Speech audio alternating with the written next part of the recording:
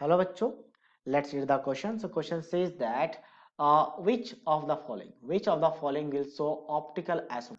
So optical isomer show करने के लिए plane of symmetry नहीं होना चाहिए. वैसे तो element of symmetry चेक किया जाता है, center of symmetry, plane of symmetry, ऐसे बहुत सारे element of symmetry होते हैं, but mainly plane of symmetry का चेक कर ले तो वहां से पता चल जाता है. पहला लिया गया cis form of this one, cis form.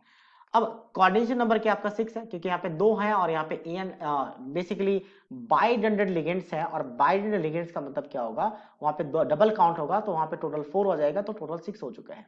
अब मैं इसकी बात करूं तो यहाँ पे क्या सिस फॉर्म का मतलब है दोनों NH3 90 डिग्री पे होना चाहिए. जब दोनों NH3 90 डिग्री पे होगा तो हम उसे सिस फॉर्म कहेंगे. तो ये सिस फॉर्म बन गया. और बाकी इथालीन डायमीन कहते हैं इसे, इथालीन डायमीन.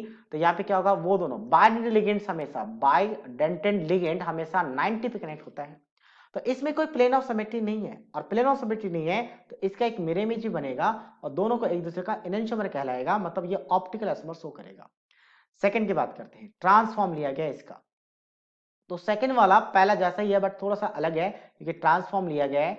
तो अगर हम ट्रांसफॉर्म ले ले तो ट्रांसफॉर्म में क्या होगा, दो दो सेम ग्रुप है. जैसे सिस वाले में मैंने क्या कहा था, सेम ग्रुप को 90 पे रखना है, तो ट्रांस में सेम ग्रुप को 180 पे रखना है. तो यहाँ पे दोनों क्लोरीन 180 पे आ जाएगा.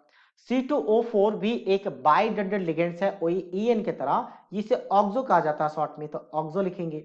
और बाइडेंटेड लिगेंड हमेशा 90 पे ही कनेक्ट होता है तो ये 90 में ही रखा जाएगा, इसको भी ये 90 पे रहेगा. तो इसमें share share plane of symmetry दिख रहा है. अगर मैं यहां से कट कर दूं तो एग्जैक्टली कट हो रहा है दो पार्ट में, तो प्लेन ऑफ सिमेट्री है तो मतलब ऑप्टिकल आइसोमर शो नहीं करेगा. थर्ड की बात करते हैं. तो थर्ड वाला में फिर से अगर देखा जाए तो अरेंजमेंट चेक करेंगे इसका. ठीक है, तो अरेंजमेंट में अब EN आ चुका है, इथाइलिन डायमीन है जो कि बाइडेंटेड लिगेंड्स है और बाइडेंटेड लिगेंड्स हमेशा किस में कनेक्ट होते हैं, 90 पे. तो 90 पे कनेक्ट करके देखना है कि प्लेन ऑफ सिमेट्री है या नहीं है. तो पहला EN यहाँ पे ले लिया, ठीक है, ये 90 पे कनेक्ट हो गया. दूसरा EN ये ऐसा बन गया और तीसरा EN यहाँ पे. तो एग्जैक्टली फर्स्ट के जैसा ही तो हो गया, बस NH3 की जगह पे EN आ चुका है. तो इसका भी एक मिरर इमेज बनेगा क्योंकि यहाँ पे भी कोई प्लेन ऑफ सिमेट्री नहीं है. तो थर्ड वाला भी ऑप्टिकल आइसोमर शो करेगा. फोर्थ की बात करते हैं. फोर्थ क्या है, सिस फॉर्म है. तो सिस फॉर्म का मतलब सेम ग्रुप को हम कहाँ पे रखेंगे, 90 पे रखेंगे. और बाकी तीन ग्रुप है तो तीनों का रख लेते हैं ऐसा. आपके पास IR है तो वाटर मॉलिक्यूल्स रख लेते हैं तीन जगह पे, एक दो और तीसरा भी 90 पे रख लेते हैं. पूरा का पूरा सिस फॉर्म बन गया. और बाकी जो है बाकी को भी हम क्या करेंगे, क्लोरीन को भी इसमें किसमें रख देंगे हम, 90 पे.